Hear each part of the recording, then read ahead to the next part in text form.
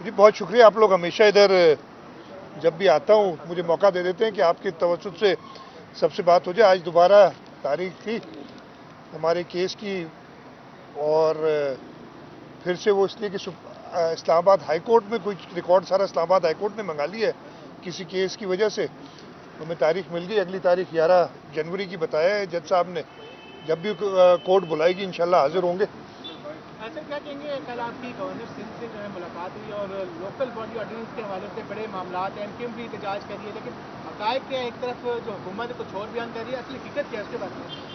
देखिए गवर्नर साहब से कल मुलाकात हुई थी मेरी, बिल्कुल गवर्नर साहब ने एक दिन पहले फ़ोन किया था और उन्होंने कहा था कि मिलना चाहते हैं, लेकिन लोकल गवर्नमेंट जो बिल है हमारा उसका तो पहले ही जवाब दे चुके थे जो उनकी ऑब्जर्वेशंस थी, तो उस पर कोई बात नहीं हुई।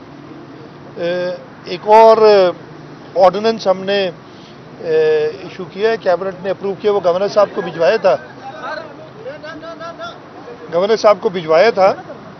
वो गवर्नर साहब ने उस पर कुछ बात करना चाहते थे, लेकिन मैंने गवर्नर साहब से यही रिक्वेस्ट की कि उनके जो ख्यालात या ऑब्जर्वेशंस हैं वो एक दिन में पहले एक टेलीविज़न प्रोग्राम पे पूरे सुन चुका था।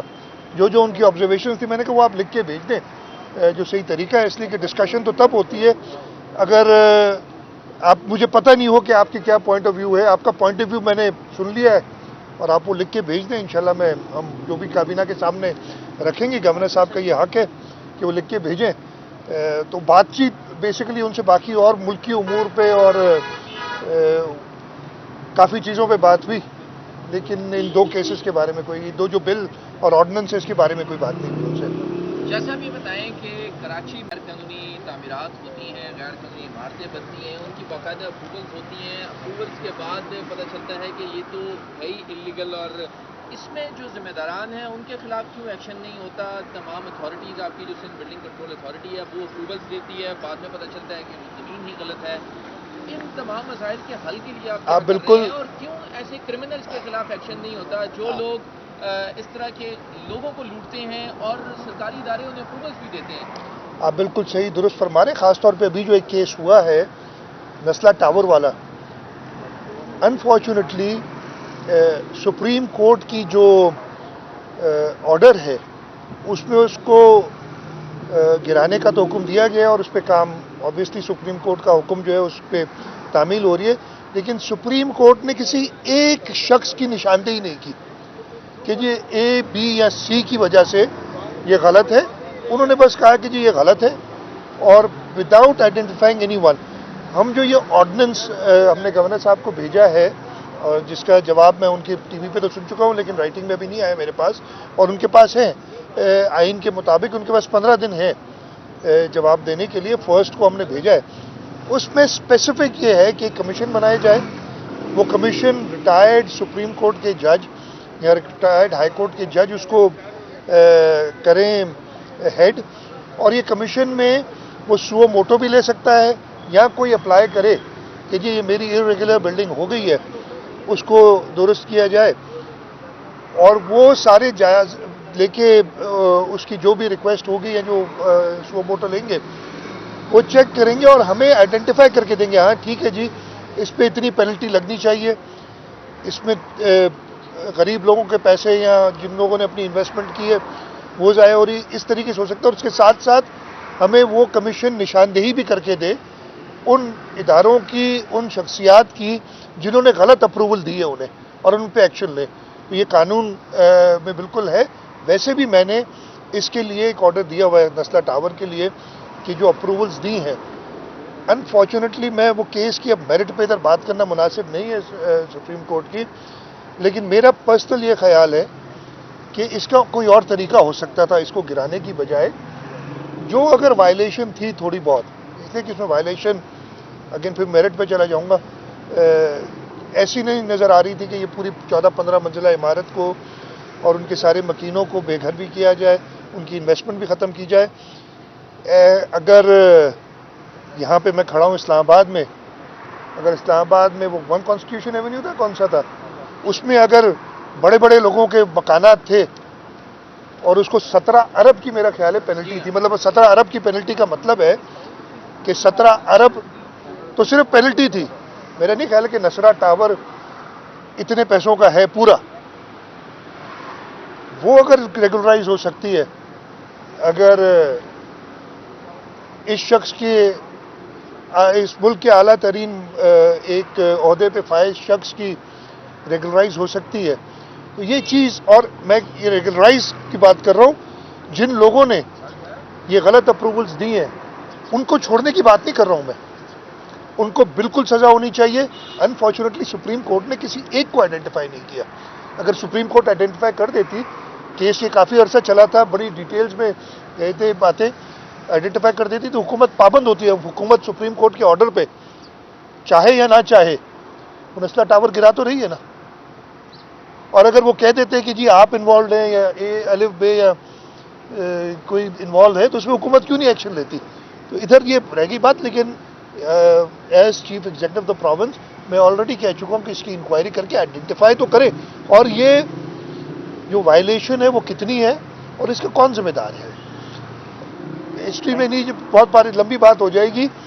ये अगर आप देखेंगे तो ये तो 1950 में पहली लीज हुई, 1957 में दूसरी लीज हुई, 1980 का एक सुप्रीम कोर्ट का, हाई कोर्ट सिंध का केस चल रहा था 2010 में, उस कोर्ट का फैसला आ गया और हाई कोर्ट ने उसे कहा कि जी ये जो एक्स्ट्रा ज़मीन दी गई है ये ठीक है, लेकिन इसकी मार्केट प्राइस दे।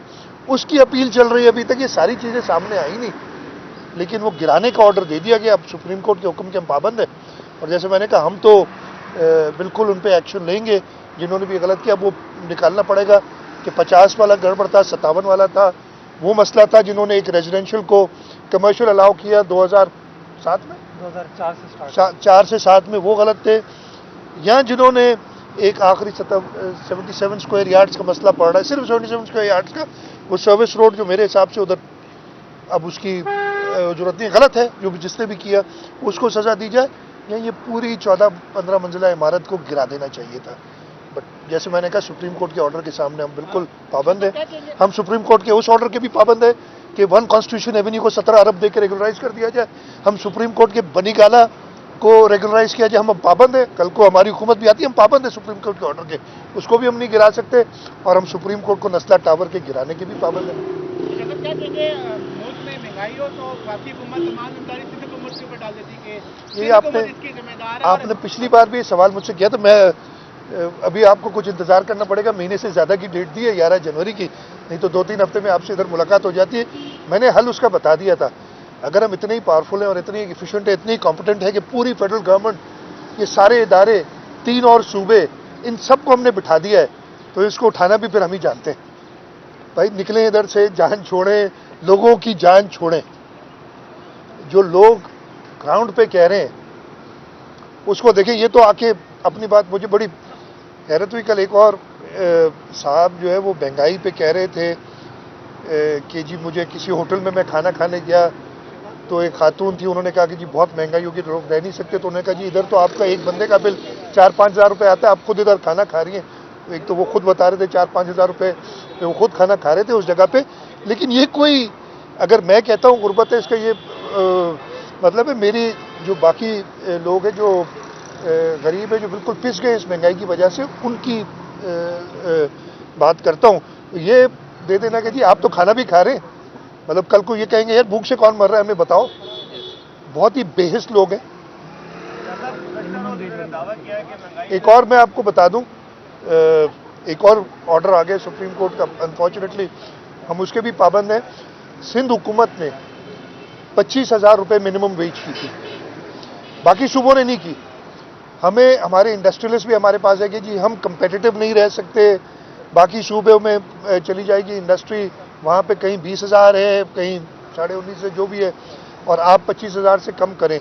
मैंने उन्हें और हमारी हुकूमत ने साफ मना किया था कि नहीं जी, आपने अगर इस सूबे में करना है कारोबार, हम गरीबों को पैसे पिसने नहीं दे सकते, और आपको 25,000 देने होंगे। आपने अपने कॉस्ट कहीं और कम करनी है, आपने अपने मुनाफों में कमी करनी है, अगर आप समझते हैं कंपेटिटिव रहना है आपने, लेकिन आपको ये 25,000 रुपये सैलरी देनी होगी मिनिमम वेज। अनफॉर्चुनेटली परसों सुप्रीम कोर्ट ने उस पर भी स्टे दे दिया है। हम अब क्या करें, उसके भी पाबंद है। सुप्रीम कोर्ट की पाबंदी ना करें तो आपको पता है और मसाइल खड़े हो जाते हैं। अभी तो एक मैं अकाउंटेबिलिटी कोर्ट के सामने खड़ा हूँ, सुप्रीम कोर्ट सामने खड़ा कर देती है मैं आके अक्सर, वो खड़ा कर देगी। सर, तो काफी सूबों ने जर्नलिस्ट प्रोटेक्शन बिल की आड़ में वीडियो जर्नलिस्ट और फोटो जर्नलिस्ट को बैन कर दिया साफिक कैटेगरी से। इस हवाले से तो हुकूमत का हमारे साथ खड़ी होती है। हम तो वैसे ही खड़े हैं। जर्नलिस्ट प्रोटेक्शन बिल हमने बहुत पहले पास कर लिया था, मुझे याद नहीं मुझे डेट बताएं, क्योंकि 6-8 महीने पहले हमने जर्नलिस्ट प्रोटेक्शन पास कर लिया था और हमारे उसमें ही कवर्ड है, हमारे प्रोटेक्शन बिल में। ये सिंध आ जाए, सिंध आ जाए, मैं आप सबसे कहता हूँ सिंध आ जाए। उधर हुकूमत भी ज़्यादा गरीब परवर है, हुकूमत भी लोग गुरबा गरीबों का दर्द जानती है, सहाफ़ियों के साथ खड़ी है हुकूमत। और जहाँ पे भी ऐसा हमारे यहाँ मामला आता है तो आ जाए, सिंध सबको दावत देता हूँ। सर, पीडीएम के बारे में आपके क्या ख्यालात हैं? लॉन्ग मार्च कामयाब हो पाएगा? हुकूमत गिराने के लिए आप साथ देंगे पीडीएम? मेरी बात सुने, हुकूमत गिराने की बात नहीं। पीडीएम बनाई पाकिस्तान पीपल्स पार्टी ने थी, चेयरमैन बिलावल भुट्टो जरदारी साहब ने। उसमें क्या था, हमारे जो उनसे हो गए थे इख्तलाफात, वो तरीक़ाकार था। इस हुकूमत से कोई भी खुश नहीं है। और एक तरीका कहा था, हमने कहा था कि हम जो तरीक़ाकार है उस पर चले। अनफॉर्चुनेटली वो कुछ और उनका ख्याल था इस मामले में, और वो भी अपनी कोशिश कर रहे हैं। लेकिन हमारा अभी भी ख्याल है कि इन हाउस हम नेशनल असेंबली में भी, पंजाब असेंबली में भी इनको टफ टाइम दे सकते हैं और इनसे निजात हासिल कर सकते हैं। Thank you.